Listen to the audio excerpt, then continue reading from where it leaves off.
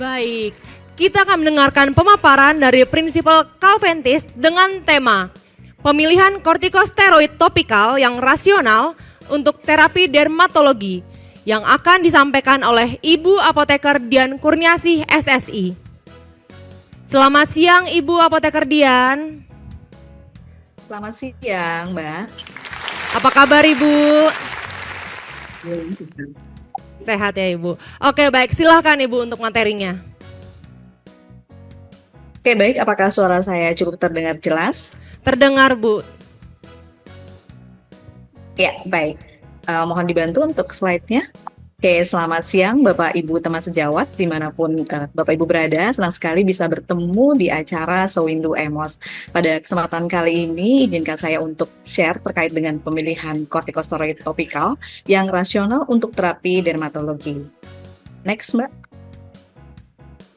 Ya, tujuan dari pembelajaran kali ini diharapkan Bapak Ibu teman sejawat dapat memahami apa itu penyakit dermatitis atopik, kemudian juga dapat mengetahui faktor pencetusnya, yang tentunya juga harus mengetahui mekanisme kerja kortikosteroid, dan yang terakhir tentunya diharapkan Bapak Ibu teman sejawat apoteker dapat merekomendasikan kortikosteroid topikal yang baik untuk penyakit dermatitis. Oke, next. Ya, saat ini berdasarkan data dari Kemenkes bahwa 97% dari 389 kasus dermatitis di Indonesia itu adalah penyakit kulit adalah dermatitis, di mana 66,3% merupakan dermatitis kontak iritan dan 33,7% merupakan dermatitis kontak alergi. Next. Ya, dermatitis kontak itu sendiri merupakan suatu peradangan kulit yang ditandai dengan ruam kulit kemerahan yang gatal. Jadi pada saat kulit itu terasa merah gitu ya, itu biasanya berdasarkan iritasi yang biasanya karena kontak dengan iritan, dan itu kita kenal sebagai dermatitis kontak iritan. Dan kalau misalnya ruam kulit berdasarkan reaksi alergi, itu kita namakan menjadi dermatitis kontak alergi. Next. Nah, faktor pencetus dari dermatitis kontak iritan ini umum sekali terjadi ya. Jadi biasanya dalam kehidupan keseharian kita, biasanya umumnya pada ibu-ibu ataupun ibu rumah tangga atau asisten rumah tangga sering berkontak dengan misalnya deterjen, kemudian sabun cuci piring, ataupun misalnya hand sanitizer yang mengandung alkohol, ataupun juga dengan serbuk-serbuk ataupun tanaman, yang ini menjadi salah satu pemicu atau pencetus terjadinya dermatitis kontak iritan. Dan kalau untuk pencetus dermatitis kontak alergi biasanya itu terjadi karena beberapa obat, misalnya pada obat-obatan antihistamin oral ataupun misalnya pada antibiotik, kemudian juga karena adanya nikel ya, biasanya nikel suka ada pada perhiasan ataupun gesper gitu ya, dan juga pada produk-produk kosmetik ya seperti sampo gitu ya, deodoran, sabun dan lain-lain. Hal ini dapat memicu terjadinya dermatitis kontak alergi. Next. Nah, biasanya untuk pengobatan pada dermatitis banyak diberikan dalam bentuk topikal. Salah satu kelebihan dari obat-obatan yang diberikan secara topikal adalah bahwa tidak melewati sistemik, dan ini menguntungkan untuk tidak memberikan efek samping yang maksimal. Ya, selain itu juga obat langsung mencapai target sasaran, jadi efek obat langsung bisa dirasakan. Tetapi juga ada kelemahan juga ketika obat tidak diberikan secara topikal, karena permeabilitas beberapa obat di kulit tidak selamanya besar, jadi beberapa obat tidak cocok juga diberikan secara topikal. Selain itu, meskipun diberikan secara topikal, efek samping dari pemberian topikal juga dapat membuat iritasi ataupun alergi kulit. Next, Mbak. Ya, di sini adalah mekanisme kerja kortikosteroid topikal itu sendiri. Jadi efek kortikosteroid pada sel diperantarai oleh ikatan kortikosteroid pada reseptor kortikosteroid di sitoplasma. Jadi membentuk suatu kompleks gitu ya. Jadi kortikosteroid itu sendiri dengan reseptornya membentuk kompleks, bergerak ke sitoplasma dan membuat stimulasi, sehingga memberikan efek. Salah satunya yang pertama adalah efek antiinflamasi. Jadi di sini kompleks antara kortikosteroid dengan reseptor kortikosteroid menghambat pelepasan fosfolipase A2 enzim yang bertanggung jawab terhadap prostaglandin dan leukotrien. Kita tahu bahwa efek antiinflamasi ini karena adanya prostaglandin yang berlebih dan leukotrien. Next. Yang kedua adalah efek imunosupresif. Jadi di sini kompleks dari kortikosteroid dan juga reseptornya dapat membentuk atau memberikan efek imunosupresif, jadi menekan daya tahan tubuh, yaitu depresi sel mas. Jadi pengurangan sel mas, kemudian menghambat kemotaksis atau pergerakan neutrofil, dan juga mengurangi proliferasi sel T. Yang kita tahu sel T itu adalah salah satu sel yang berfungsi berguna dalam sistem imun tubuh. Yang ketiga, efek anti proliferasi. Proliferasi sendiri adalah pertumbuhan atau pembelahan sel yang abnormal. Di sini efek dari kortikosteroid dan kompleksnya memberikan hambatan pada mitosis atau penciptaan dan sintesis DNA itu sendiri. Jadi di sini biasanya aksi terapeutik yang pada umumnya pada kondisi kulit bersisik ya, seperti pada psoriasis. Next. Nah, yang keempat yang terakhir ini adalah bahwa mekanisme kerja kortikosteroid adalah vasokonstriksi. Jadi kortikosteroid topikal menyebabkan penyempitan pembuluh darah kapilodermis. Jadi mengurangi eritema atau kemerahan karena pelebaran pembuluh darah itu sendiri. Nah, pembagian kortikosteroid berdasarkan FDA terbagi atas 7 kelas. Next.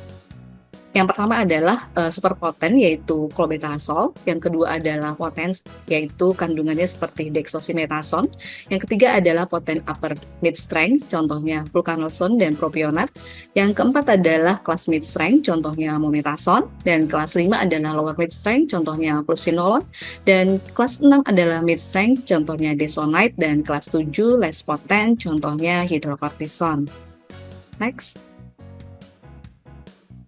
Nah, indikasi kortikosteroid topikal biasanya diberikan pada berbagai penyakit ya. Contohnya seperti di gambar sebelah kiri adalah dermatitis atopik ataupun juga dermatitis seboroik, seperti gambar di tengah, yaitu terjadinya suatu penebalan di kulit kepala, dan juga pada psoriasis atau penebalan terjadinya proliferasi yang sangat berlebihan. Next.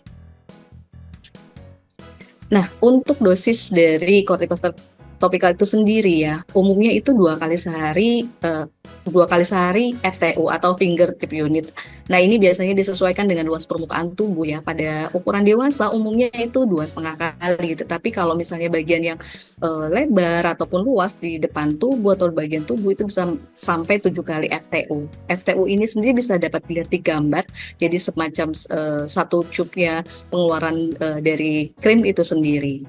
Next. Dan untuk anak-anak tentunya dosisnya lebih kecil daripada dewasa, dan umumnya itu adalah 1,5 sampai 3 kali, disesuaikan juga dengan luas permukaan daerah yang terkena alergi atau dermatitis atopiknya itu sendiri, dan juga disesuaikan tentunya dengan usia dari anak ataupun bayi. Next. Nah, beberapa hal yang diperhatikan untuk mencegah efek samping. Nah, karena kita tahu bahwa kortikosteroid ini juga banyak memberikan efek samping. Nah, untuk mengaturnya supaya tidak menimbulkan efek samping yang berlebihan adalah untuk maksimal penggunaannya tidak lebih dari 2-3 minggu. Nah, ketika sudah dapat potensi yang diperoleh, itu kita bisa menguranginya frekuensinya, dan jangan digunakan untuk daerah yang lukanya basah ataupun terlalu lebar ataupun 10% dari luas permukaan tubuh. Next. Nah, pemilihan kortikosteroid topikal sendiri itu berdasarkan tadi kita sampaikan, berdasarkan usia pasien, kemudian lokasi lesi kulitnya sendiri, dan juga yang penting juga vehikulum ataupun bahan pembawanya ya. Jadi jenis-jenis sediaan apakah itu ointment, krim ataupun gel. Jadi ini adalah faktor-faktor dalam kita menentukan pemilihan kortikosteroid topikal. Next. Nah, pemilihan kortikosteroid topikal atau KST ini contohnya pada anak-anak dan lansia, biasanya kita rekomendasikan untuk kortikosteroid yang potensialnya ini rendah. Dan juga kalau untuk ibu hamil kita rekomendasikan untuk kortikosteroid rendah hingga moderat seperti itu. Jadi kita tahu bahwa pada usia lanjut ya, kulit itu menjadi atrofi ataupun penipisan, dan itu oleh karenanya penentuan kortikosteroid tidak bisa digunakan untuk yang sangat-sangat kuat begitu ya. Next. Nah, kita tahu bahwa tadi seperti yang sudah saya sampaikan, pH juga menjadi salah satu pertimbangan dalam menentukan rekomendasi sediaan obat. Kita tahu di Indonesia pH atau sediaan obat itu ada berbentuk ointment ya, jadi bisa digunakan untuk lesi inflamasi yang kronis dan tidak untuk daerah lipatan.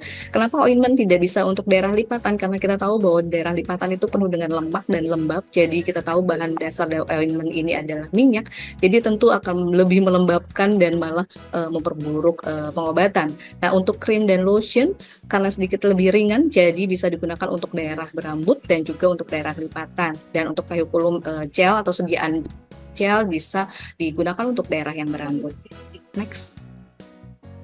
Nah, untuk pemilihan kortikosteroid tersendiri, krim ini adalah sediaan semi solid yang terdiri atas air dan minyak. Kita tahu bahwa basisnya dari krim ini ada dua ya, water in oil ataupun oil in water. Nah, untuk water in oil sendiri memiliki kelebihan karena kurang air kurang dari 25%, tentu hidrofobik, efeknya melembabkan dan kurang berminyak. Jadi bisa dibandingkan dengan ointment, bisa dapat dicuci dan juga bertahan lebih lama pada kulit. Nah, untuk oil in water, airnya itu kurang dari 30, lebih dari 31%, jadi mudah dibasuh dengan air gitu ya, tapi kurang lengket. Next. Nah, salah satu kortikosteroid topikal adalah zat aktifnya adalah dexosimethasone. Kita tahu tadi dexosimethasone merupakan kelas 2 dari kelas terapi yang ditentukan oleh FDA. Nah, dexosimethasone ini sendiri merupakan KST fluorinonat pada molekul atom C9. Jadi suatu teknologi yang dapat meningkatkan efek dari kortikosteroid itu sendiri. Selain itu, KST dexosimethasone juga merupakan KST halogenat ya. Jadi pada molekul atom C16, jadi jarang menyebabkan alergi. Tidak adanya gugus hidroksi pada molekul atom C17, jadi lebih lipofilik, lebih melembabkan. Dan juga berdasarkan jurnal, jumlahnya lebih banyak pada jaringan kulit kalau disediakan dalam bentuk sediaan krim. Next. Nah, salah satu sediaan yang mengandung dexosimethasone adalah asparsan. Kenapa? Karena dexosimethasone ini, next Mbak, dapat menjadi pilihan terapi teman-teman para apoteker karena terbukti efektif dan ditoleransi baik gitu ya. Dan berdasarkan jurnal pada random 1095 pasien, efeknya ini memberikan efek yang lebih cepat dan tepat. Kenapa? Karena pada fase air ketika digunakan lebih sifatnya mendinginkan, juga ada fase minyak sifatnya lebih melembabkan dan juga dapat digunakan untuk luka yang terbuka dan basah. Jadi sediaan asparsan ini dalam water in oil ini sangat tepat untuk pengobatan dermatitis atopic. Next. Nah, tadi seperti sudah dijelaskan berdasarkan studi klinis juga gitu ya, dibandingkan dexosimethasone dibandingkan dengan betamethasone ataupun juga dengan kortikosteroid lainnya dapat memberikan efek onset yang lebih cepat sekitar 2-3 hari. Studi klinis ini dilakukan terhadap 2 tahun sampai dewasa selama 3 minggu dan hasil ini bahwa dexosimethasone hasilnya lebih superior dibandingkan kortikosteroid yang lain. Next. Nah, ini beberapa sering pertanyaan yang muncul ketika menanyakan asparsan, bagaimana cara penggunaannya. Jadi asparsan dapat digunakan 1-2 kali sehari begitu, tapi juga bisa digunakan sampai 3 kali, bisa kita gosokkan lembut pada kulit. Ketika sudah didapat efek yang maksimal ataupun sudah mendapatkan efek terapi, bisa frekuensinya bisa dikurangi. Selain itu, penggunaannya tidak dibolehkan ya jika lebih dari 10% permukaan luas tubuh, seperti itu. Next, Mbak. Nah, ini tadi efek samping, bagaimana cara menggunakan efek samping atau menghindari dari efek samping dari produk asparsan sendiri biasanya. Nah, kita menggunakannya ketika sudah mendapatkan efek terapi yang diinginkan, kita bisa mengurangi frekuensinya. Gitu ya. Jadi karena kita tahu bahwa meskipun sediaan dalam bentuk topikal, tetapi juga dapat terserap oleh tubuh. Oke, next. Nah, tagline dari asparsan sendiri adalah asparsan terbukti secara efektif, cepat, dan nyaman. Efektif kenapa? Karena terbukti berdasarkan uji klinis terbukti mempercepat atau memberikan onset yang cepat dibandingkan kortikosteroid yang lain. Yang kedua, nyaman karena bentuknya sediaannya krim jadi tidak lengket, kemudian mudah dibasuh dengan air dan juga cepat. Next. Nah, untuk take home message sendiri adalah yang pertama adalah dengan memahami mekanisme kerja, indikasi efek samping dan cara pemberian, diharapkan apoteker dan tenaga teknis kefarmasian dapat merekomendasikan kortikosteroid topikal dengan berbagai pertimbangan di atas dengan mendapatkan efikasi dan keamanan kortikosteroid topikal. Nah, efikasi dexosimethasone 0,25% telah terbukti pada dermatosis yang responsif terhadap steroid seperti eksim, dermatitis atopik, dan psoriasis. Dan ini berdasarkan uji klinis yang dilakukan pada lebih dari 1095 pasien. Yang ketiga adalah asperson cream dengan kandungan dexosimethasone 0,25% dapat menjadi pilihan rekomendasi apoteker dan TTK karena efektif dan aman digunakan sebagai terapi pada penyakit kulit yang responsif terhadap steroid seperti eksim, dermatitis atopik, dan psoriasis. Next. Oke, terakhir buah tomat buah selasi. Semoga bermanfaat dan terima kasih. Saya kembalikan. Oke, baik. Terima kasih atas pemaparannya Ibu Apoteker Dian. Kalau misalnya ngomongin alergi tuh aku terpanggil karena aku pun alergian, Bu. Aku tuh ada eksim sebenarnya. Jadi aku bisa pakai asperson ya, Bu ya. Bisa banget, karena memang salah satu pemicu penyakit eksim itu bisa juga karena genetik atau imunnya kurang ataupun dengan faktor lingkungan. Jadi mbaknya mungkin harus juga mengenal ya apa yang menjadi penyebab dari eksim itu sendiri. Oke, baik. Sepertinya sih kalau misalnya saya lebih ke genetik, Bu, karena orang tua saya, khususnya bapak saya sih juga eksim, Bu. Jadi mungkin genetik ya, Bu ya. Oke, Ya, jadi baik. salah satu rekomendasinya bisa menggunakan asperson. Oke, baik. Terima kasih, Bu. Oke, ini sudah ada beberapa pertanyaan yang masuk. Coba aku Ya. bacakan ya. Dari penanya pertama, Apoteker Destiarini Kusumaning Tias S Farm Wonosobo. Oke, baik.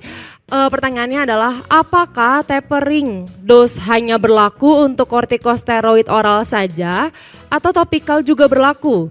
Bagaimana cara mengedukasi ke masyarakat untuk menggunakan kortikosteroid topikal dengan oles tipis-tipis karena masih banyak yang beranggapan pemakaian topikal yang banyak bisa cepat sembuh daripada harus tipis-tipis. Terima kasih. Silakan Ibu. Oke, baik sekali pertanyaannya ya. Tentunya ya, meskipun sediaan dalam bentuk topikal, tetap harus memperhatikan dosis atau cara pakai yang digunakan. Nah, di sini dari asperson sendiri sudah mengatur gitu ya, baik sekali bahwa dosisnya disesuaikan tadi yang seperti saya sampaikan ada fingertip unit ya. Jadi mungkin kalau bahasanya tuh ya kita oles keluarkan seperti halnya ini kan dalam bentuk krim seperti odol dalam bentuk cup. Nah, ketika keluar itu adalah satu fingertip unit dan itu disesuaikan dengan lokasi alergi itu sendiri. Nah, penggunaannya tadi adalah untuk kortikosteroid topikal dengan kandungan dexosimethasone adalah 1 sampai 2 kali sehari, maksimal 3 kali. Kita bisa oleskan tipis-tipis begitu supaya hasilnya mudah meresap. Dan tentunya untuk meskipun sediaannya bentuk topikal tetapi efek samping dari steroid ini salah satunya kita tahu bahwa bisa meningkatkan kadar gula darah ataupun kolesterol ataupun juga bisa moon face ya seperti itu. Nah, oleh karenanya penggunaannya juga harus memperhatikan tidak boleh lebih digunakan lebih dari 3 minggu. Jadi 2 sampai 3 minggu, maksimal 4 minggu. Jika sudah didapatkan efek yang terapi yang diinginkan atau sudah mengalami penyembuhan meskipun belum sampai seminggu, 2 minggu, kita bisa mengurangi frekuensi penggunaannya. Semoga bisa menjawab. Terima kasih. Baik. Terima kasih Bu Apoteker Dian.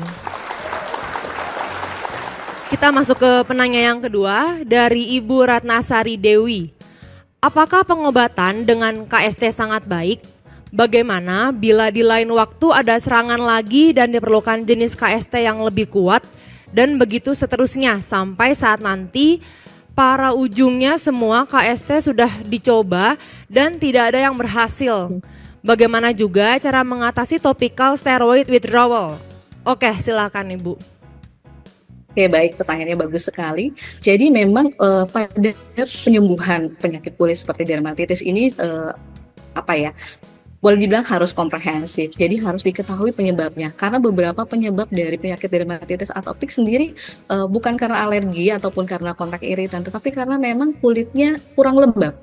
Gitu ya. Jadi pasien ataupun misalnya kita bisa apoteker bisa mengedukasi ke masyarakat ya untuk bisa mengetahui menggali informasi apakah pasien atau masyarakat tersebut menjaga kelembapannya. Kita bisa merekomendasikan berbagai produk untuk maintenance ya seperti sabun-sabunnya ataupun lotion supaya tetap terjaga kelembapannya. Nah, jika pasien atau masyarakat sudah mendapat kelembapan tapi tetap juga timbul eksimnya atau dermatitis atopiknya, biasanya pengobatannya bisa dilakukan komprehensif menggunakan oral ataupun topikal. Tetapi pilihan secara topikal seperti yang tadi saya sudah sampaikan tentu banyak memberikan manfaatnya. Kenapa? Karena kan tidak melewati jalur pas metabolisme di hati ya, dan juga tidak melewati sistemik. Jadi diharapkan efek sampingnya lebih sedikit gitu ya. Jadi langsung ke target. Tetapi kalau misalnya memang tidak mendapatkan pengobatan ataupun efek terapi yang diinginkan, biasanya dokter memberikan terapi gabungan antara kortikosteroid oral, kemudian anti alergi dan juga kortikosteroid topikal. Nah, ini biasanya dokter memberikan dosis dalam durasi 2 hingga 3 minggu. Tetapi setelah itu biasanya dokter akan menanyakan kembali atau meminta kembali pasien untuk mengecek apakah sudah ada kesembuhan, dan misalnya sudah sembuh itu tidak diberikan obat lagi. Tapi memang pada start awal umumnya dokter memberikan dari dosis yang medium hingga potennya masih seperti dexosimetason gitu ya. Tapi mungkin kalau tidak dapat efek yang maksimal mungkin akan pindah ke potensial yang lebih. Semoga bisa menjawab. Oke, baik. Terima kasih, Ibu. Kita langsung saja masuk ke penanya yang ketiga dari Radiah Zainuddin di Goa. Bagaimana dengan ibu hamil yang menderita psoriasis ya dan lukanya sudah cukup menyebar? Tetapi biasanya harus pakai kortikosteroid topikal. Tetapi saat hamil dokter melarang untuk menggunakan kortikosteroid. Apakah ada alternatif yang lain yang dapat digunakan selain kortikosteroid? Silakan Ibu. Iya, pertanyaan baik sekali dan ini umum terjadi ketika suatu pasien ataupun masyarakat misalnya sudah melakukan pengobatan ke dokter dan dokter tidak merekomendasikan untuk memberikan kortikosteroid. Nah, kita apoteker pun juga tidak boleh memberikannya ya. Oleh karenanya tadi penting sekali penyebab dari psoriasis itu sendiri. Psoriasis itu sendiri ataupun dermatitis atopik ataupun eksim, umumnya penyakit kulit itu karena kurangnya kelembaban atau misalnya suatu zat pelembab di dalam kulit kita gitu ya. Jadi di dermatitis kita itu emulin-emulinnya tuh nggak penuh gitu ya. Jadi kurang. Nah, itu yang kita harus jaga. Nah, biasanya mungkin bisa dikonsultasikan ke dokter kalau misalnya memang sudah parah, apakah bisa menggunakan kortikosteroid yang paling rendah seperti hidrokortison. Tapi tentunya itu harus atas pertanggungjawaban dokter ya, gitu ya. Jadi tidak serta-merta atas inisiatif dari apoteker itu sendiri. Tapi tadi dexosimetason itu juga bisa untuk wanita hamil dengan kondisinya bukan psoriasis. Jadi untuk misalnya dermatitis atopik yang luas alerginya tidak terlalu besar, dan itu pun juga atas anjuran dokter atau pengawasan dokter. Semoga bisa menjawab. Terima kasih. Oke, baik, terima kasih Bu. Tadi Bu Apoteker Dian 2 kali ya menyebutkan bahwa harus menjaga kelembapan kulit ya. Saya setuju sih Bu, karena betul. Karena waktu saya ke dokter pun dokter juga mengatakan demikian. Jadi harus menjaga kelembapan kulit dan disarankan lebih memakai sabun bayi malah. Karena mungkin banyak lemaknya kali ya Bu ya. Betul. Betul, memang untuk sabun-sabun kita sendiri ya, mungkin sabun-sabun salah satu sediaan kosmetik itu kan sifatnya basah, jadi dapat menimbulkan kekeringan di kulit gitu. Oleh karenanya kita harus pintar atau bijak memilih sabun-sabun yang banyak mengandung emulien gitu ya. Dan juga setelah penggunaan setelah mandi kita juga perlu mengaplikasikan, terutama untuk mbaknya ataupun orang-orang yang sensitif terhadap penyakit-penyakit seperti dermatitis atopik ini, itu harus rajin-rajin menggunakan pelembab untuk menjaga kelembapan kulitnya gitu.